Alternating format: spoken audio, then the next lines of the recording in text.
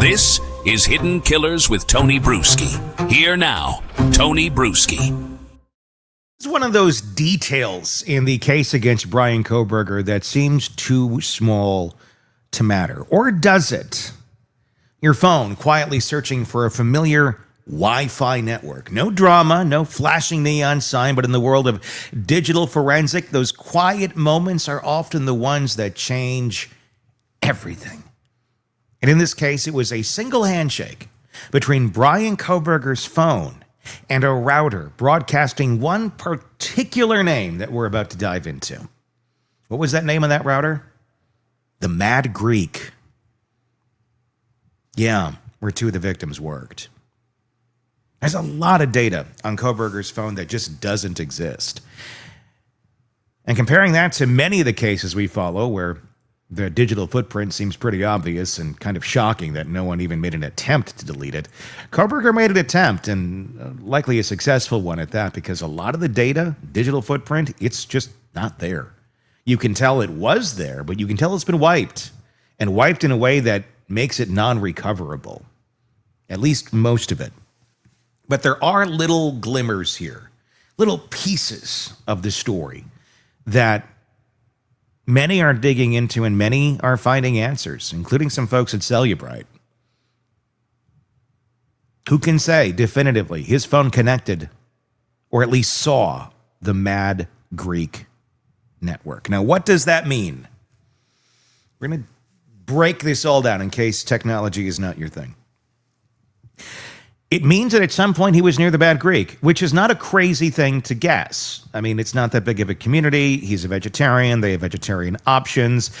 He's a professor in the general area. And if you're just out living your life in any way, shape, or form, it's likely at some point in time you might have come near this network where your phone then goes and says, you know, hey, this is on the network. And if you click on it and you know the password, or if there is no password, you connect to it. Like if you do it right now, if there's people around you, if you live in a neighborhood, if you're not secluded to the middle of nowhere, go to Wi-Fi networks. You will find many of them just waiting for you to connect. And you may be kind of disturbed by the names some of your neighbors give them. I like to change mine all the time to very disturbing things that make my neighbors question why they are currently still living in the neighborhood. I'm kidding, I don't. It's very normal. But just think about that for a second. What does this mean? It looks like it could be a big deal. Or is it just a red herring? He passed by. So did thousands of people who've never eaten at the Mad Greek. If you look at their phones, you will find, past that Wi-Fi, you'll find thousands of networks in your phone, maybe tens of thousands of networks in your phone data that you never connected to, but your phone data says you were near. And in a case like this, every little breadcrumb matters. And that's why we're talking about it. The Mad Greek, if you're just starting to pay attention to this, wasn't just any local spot in Moscow, Idaho, where all of this went down. It was the place where two of the victims worked. And when Cellebrite's forensic examiners went line by line through the phone's data, they found that network in its history. They didn't say it proved he sat down there and had a vegetarian pizza with a diet right. No, they didn't say it put him there for sure. They don't say it put him in conversation with anyone. What they said was simple. His phone had at some point recognized and likely connected to the Mad Greek's Wi-Fi. Not a rumor, not a memory. That is a digital artifact of all of this. To understand why this matters, you have to appreciate how your phone behaves when you're not paying attention. Every few seconds, it's scanning. It's basically asking, do I know any of you? To all the routers that it's seeing. And if it does, then you have the setting checked to connect. It tries to connect to these networks that it knows automatically. So you have better Wi-Fi. It does it at the grocery store, at your friend's house, at the coffee shop where you once asked for the password. Your device stores those networks like a Rolodex with timestamps and when you last shook hands with them. And that's exactly what the forensic team saw at the Mad Greek. Why is it important? Because of what else was in the phone and what wasn't. The Cellebrite team, Heather and Jared Barnhart, weren't just looking at his saved networks. They were mapping behavior. And they found what they described as abnormal gaps in his data on both his phone and his school-issued computer. Windows logs that should have been recording activity between November 11th and 16th. Guess what? Dead silent. Chrome history entries missing exactly when downloads occurred. They told the court those gaps could be consistent with cleanup or anti-forensic techniques. That's a posture of someone trying to control their digital shadow. It's like scrubbing footprints off a dirt path. But here's the thing about being human. You never scrub everything. Somewhere, there's always a missing little spot. And for Kohberger, one of those missed spots was the digital memory of a restaurant where two victims worked. Now, in January 23, before any of this forensic detail was public, a former employee told people that Kohberger had been in the Mad Greek at least twice, ordering his vegan pizza. And that statement exploded online. Then the owner issued a public denial, saying she had no memory or record of him ever being there, and pleaded with reporters to stop harassing her staff. The story died in a fog of conflicting human memory. But months later, the phone's memory entered the chat. And here's where it gets technical. Forensic tools like Cellebrite can pull not just the visible known networks list from a phone setting, but also buried system files containing the network's name, the SSID, the router's unique identifier, the BSSID, and the last time the device associated with it.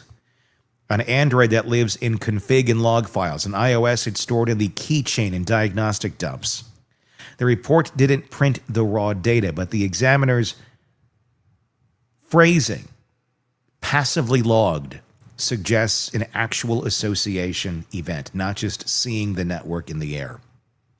And that's a key difference. Seeing a network means you were nearby at once. Joining it means you were within the router's limited bubble, like inside or just outside.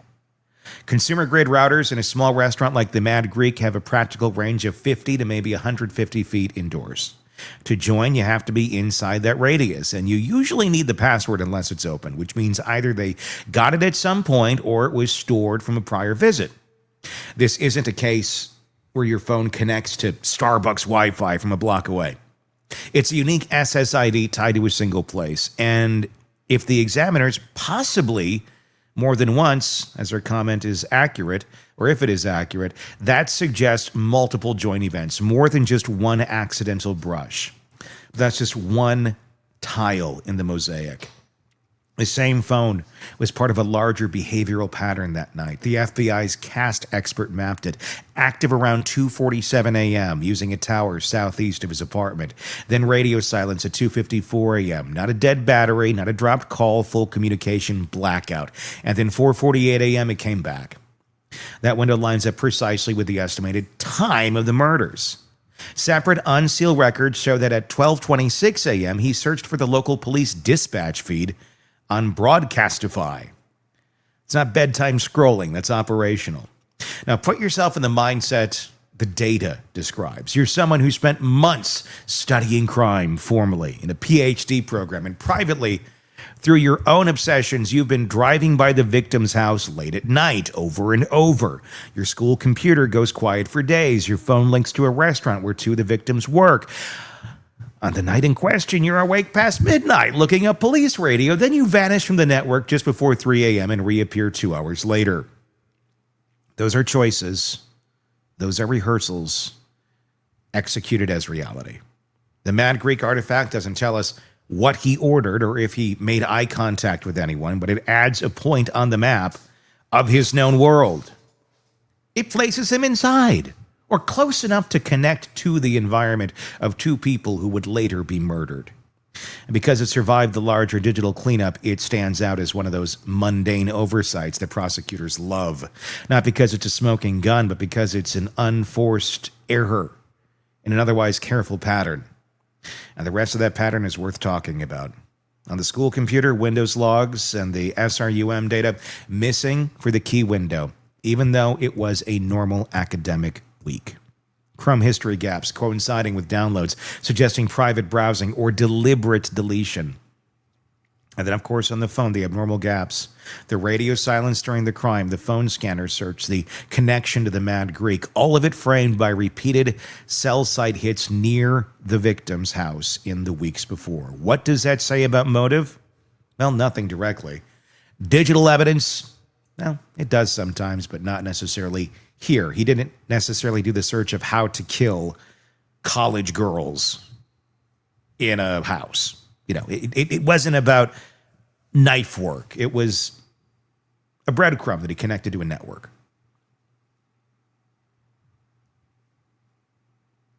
This is someone who thought he could choreograph every variable. His movements, his device activity, his digital exhaust. Someone who believed that control could be total. The forensic team's job was to show the jury where that belief cracked.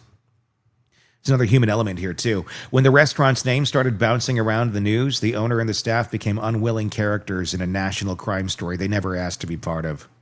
The owner's denial may be honest. Human memory is flawed, especially when you serve hundreds of people. The phone's memory is flawed, too. It doesn't know why it connected or what happened after. Holding both truths is the only responsible way to tell this part of the story. And that's the point I keep coming back to. The Mad Greek, the log isn't about proving a relationship. It's about proving familiarity. Phones don't save networks by magic. Phones, it's data. It's there or it's not. He didn't type in the Mad Greek and suddenly the network showed up on a log. He was close. Very close to it at some point in time. The level of interaction, that's the point in question. And I don't think it's hard for anyone to believe that at some point in the weeks leading up before the murders, that he knew more about them than we will ever know. He hid his tracks well enough. And he was close enough to that router in that restaurant to shake its hand. That's it. It's a case that's built on connecting thousands of tiny dots. And this one matters. Because when you stack it next to the other dots, the surveillance drives, the wiped logs, the midnight police scanner search, the communications blackout, it stops being a trivial detail. It becomes part of the architecture of the crime. Not a pillar, but a brick. And sometimes it's the overlooked bricks that keep the whole wall standing. Tell me what your thoughts are in the comments section. The Mad Greek is a quiet character in this story. How big of a role did it play? I don't know. I think some of the digital data is telling us more than we were aware of, more than even investigators were aware of. And I think we're going to continue to find more out. Even though obviously he's admitted the crimes now and is in prison for the rest of his life. The whole how, when, where, those questions still linger, and we're going to keep doing our best to try and answer them for you right here. Tell me your thoughts in the comments section on YouTube. If you're not there already, search Hidden Killers with Tony Bruschi to find us there. Do the same search on podcast platforms as well. You find us wherever you get podcasts, so you can take us on the go. Until next time, my name is Tony Bruschi. We will talk again real soon. Want more on this case and others? Then press subscribe now and don't miss a moment of true crime coverage from Tony Bruschi and the Hidden Killers podcast.